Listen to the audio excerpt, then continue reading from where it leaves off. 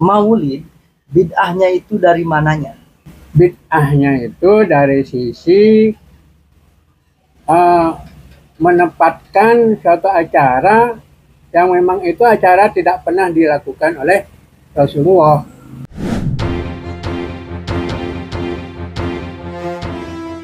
Macam sekarang. Oke, saya gitu. mungkin bisa Rasulullah mengingat karena mengadakan kelahiran Senin, saya puasa dengan adanya kelahiran saya pada hari Senin. Ditambah lagi dengan Kamis ya. Makanya di sini ditetapkan bahwa Kamis itu ditetapkan sebagai hari sunnah.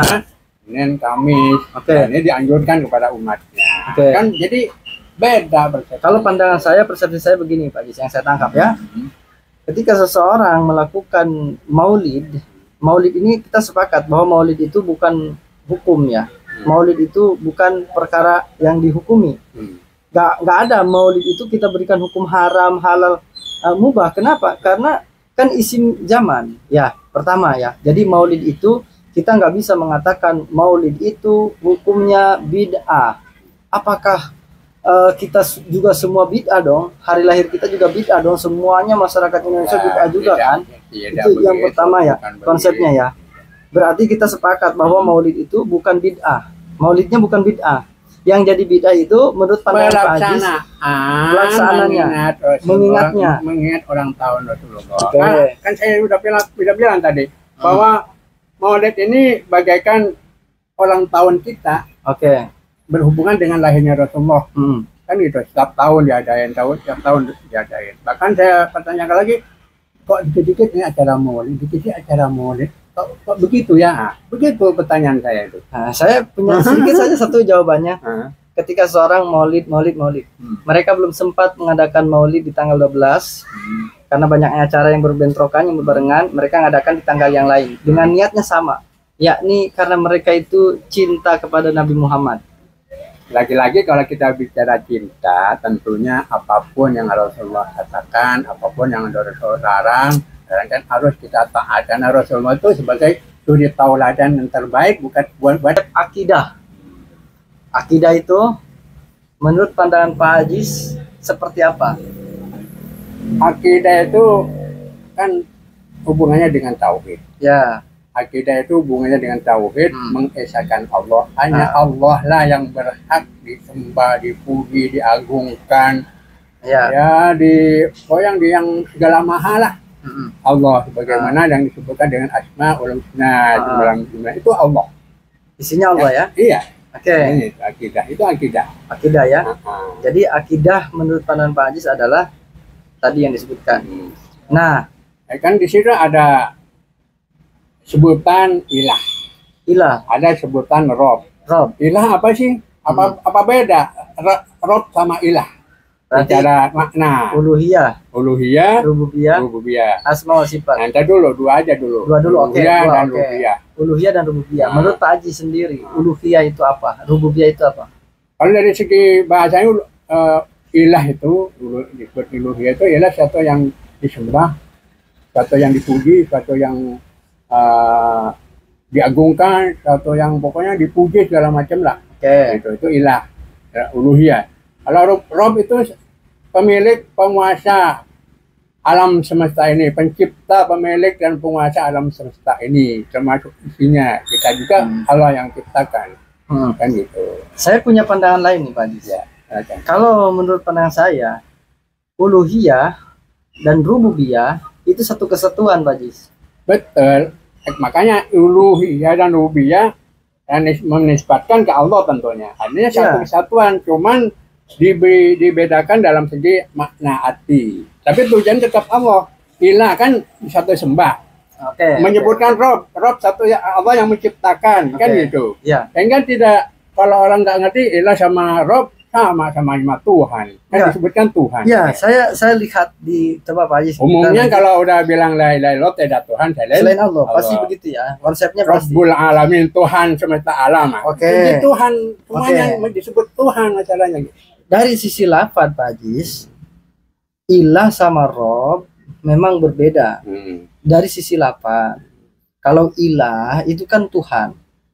Kalau Rob artinya kan mengurus. Secara lafaz ya, saya kasih contoh ayat di satu Robbi Iya. gfirli. Artinya ilah Wali- diartikan Ini Tuhan. Pak Ajis, Robbi gfirli wali walidayya warhamhuma kama robbayani shaghira. Ini secara lafaz, Pak. Rob, ya Tuhan Artinya, kami. Ya, di Artinya, kata ya.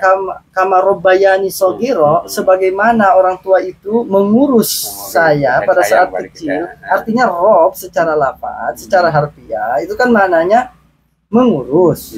Nah, ketika dinisbatkan kepada Allah, itu kan jadi bukan lagi mengurus tapi dimakna Tuhan.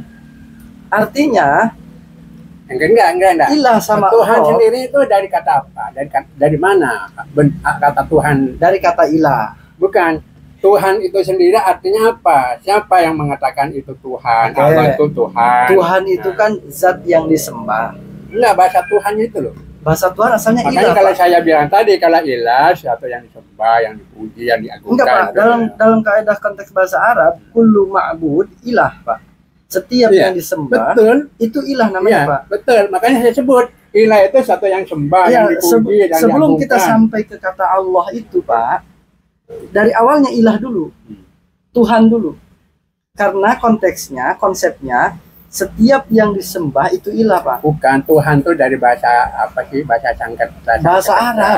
Bahasa Arab, Pak Ajis. Tuhan dari kata-kata Tuhan. Kalau Lapan, Tuhan, ya lam itu kan, dan LTH gitu. itu kan Lam tak. itu kan Tuhan itu kan bahasa udah dikonvers Iya, ke makanya bahasa dari mana? kita. Dari mana bahasa itu? Iya, kan gitu. Yang kita ambil lapan ilahnya, Pak.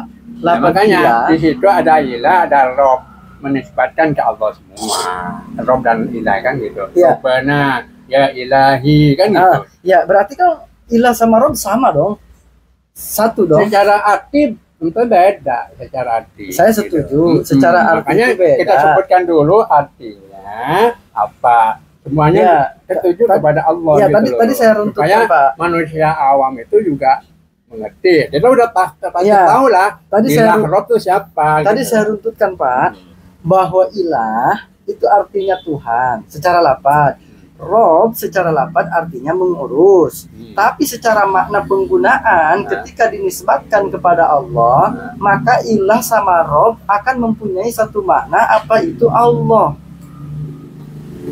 Pak Ajis. Betul ya, itulah. Itu kembali emang itu betul. Kedua kata itu ilah dan Rob menisbatkan kepada Allah gitu loh. Iya, jadi tujuannya Allah.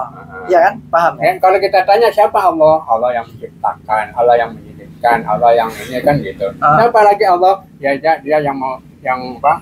Yang pencipta langit dan bumi misalnya, termasuk manusia. Kan gitu. Oke, berarti di dalam pemahaman akidah ini, uluhiyah dan rububiyah ini nggak bisa dilepaskan, Pak. Betul, setuju. Nggak bisa dibagi, nggak bisa diklasifikasikan, Pak. Tetap memang tidak bisa dibagi. Cuman dari arti ilah dan Rob ini memang menuju kepada ini. Supaya apa? Supaya manusia dia paham. Apalagi orang awam. Kalau saya nggak sulit. Saya udah paham begitu ya. Iya, kenapa? Kalau saya nggak sulit. Ya. Begini, Kan Pak. itu ilah yang disembah. Siapa yang disembah? Allah. Oke, saya paham. Ilah, siapa ilah? Yang Allah agung. Siapa yang agung? Allah. Allah. Kan kembali Iya, saya paham. ini langit siapa yang ciptakan? Pohon siapa? Disebut Rob. Oh, Rob yang memelihara gitu, yang menciptakan. Gitu, kan, Artinya di dalam pembagian pengklasifikasiannya antara ilah dan Rob itu bukan dua klasifikasi, bukan dua pembagian, bukan dua perkara yang berbeda. Itu adalah satu. Kalau kita katakan di dalam Al-Quran kata Robbi gfirli, Robbi artinya kan saya Allah. mengekuat banyak manusia nggak paham, semuanya disebut Tuhan. Oke. Yesus pun dibilang Tuhan. Oke. Terus gunung begitu kan dibilang Tuhan. Karena yang ditakutin, yang ditaatin kan gitu. Oke. Jadi keduanya berarti kita harus paham dulu konteks Tuhan dong, Pak. Tadi saya katakan bahwa setiap yang disembah Sebenarnya saya itu nggak Tuhan, setuju Pak. sebutan Tuhan tuh nggak setuju ya, kalau saya Allah pribadi. dong, Allah. Ya. Gitu. Cuman bahasa ini kan tetap ada. La ilaha illallah. Bahasa ilah kan tidak akan terlepas, Pak. Akan Betul. selalu ada. La ilaha. Ilah itu apa sih kan gitu. Ilah kan menunjukkan Allah. Oke. Rabbana atina, Rob menuju kepada Allah kan gitu. Oke. Dia punya arti tersendiri pada dasarnya supaya manusia itu paham oh ilah itu apa, Rob itu apa gitu. Oke. Tetap menisbatkan Allah. Ilah itu Allah, Rob itu Allah gitu loh. Oke. Maksud saya ini Pak, kata ilah tadi kan saya jelaskan bahwa kullu ma'bud ilah. Nah, Setiap yang disembah berarti apa? itu ilah. Ilah itu yang disembah, yang dipuji, yang diagungkan, kan betul. Maka Ilah. kita tidak bisa menafikan juga ketika orang-orang Kristiani mengilahkan Yesus karena dia menyembah Yesus. Betul. Kita tidak bisa menafikan. Makanya disebut la ilaha Illallah. Illallahnya. Jadi tidak ada ilah Yesus, ilah ini, ilah itu nggak ada. Hanya Allah. Yang hanya Allah itu ilah. Saya sepakat. Itu hanya Allah. ada dalam Islam, Pak. Itu Betul. ajaran Islam. Tauhid itu hanya ajaran Islam. Emang Cuma nggak ada saja metodologi. Dalam Islam tauhid nggak ada. Oke, konsep untuk menjadikan Allah Subhanahu wa taala sebagai Tuhan kita, konsepnya, akidah kita, keyakinan kita. Tadi saya jelaskan bahwa antara uluhiyah dan rububiyah itu bukanlah pembagian, tapi itu adalah konsep yang sama. Mungkin Pak Ajis punya pandangan berbeda juga nggak? Yang masalah ya. Ya, ya, artinya kalau disebut bukan pembagian gimana? Ini pembagian ini aja, bukan pembagian ini punya ini tetap semuanya milik Allah semua ini dua. Oke, berarti sepakat dong bahwa ilah dan Rob itu satu kesatuan. Ada kesatuan, cuma untuk menjelaskan, memberikan pemahaman kepada umat. Tidak sama artinya ini tuh ilah disebut Tuhan, Rob disebut Tuhan, ini kan gitu. Rob, la ilaha illallah, tidak Tuhan, dan Allah, Robbana ya Tuhanku. Jadi Tuhan semua. Gitu. Rob dan ilah sama-sama disebut Tuhan. Sama-sama Tuhan ya. Iya, disebut Tuhan. Sepakat ya. Mengatakan. Sepakat ya. Tapi saya tidak suka sebenarnya mengatakan Tuhan itu. Ya, sama. Iya, sama, itu. Pak.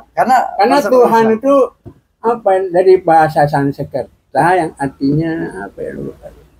Ada tuh artinya. Dari bahasa Sanskerta itu Tuhan. Jadi itu. sepakat ya, bukan Pak. dari Islam, bukan dari apa bahasa Arab. Tuhan itu. Oke, siap. Terima kasih Pak Ajis. Ini kita nggak bakal beres-beres ini. Kalau bicara ini Pak Ajis. Ya, asalkan ya semuanya itu kita minta bimbingan Allah. Ya, siap. Dalam hal berbicara. Ya, siap. Tetap Allah. Ya, siap. Semoga Allah berikan petunjuk jalan yang benar. Kita jadi manusia yang lapang dada, menerima apa namanya kritikan apa segala macam dari manusia. Siap, begitu. Saya punya pemahaman gitu. Jadi semuanya kembali kepada Allah agar kita juga minta mohon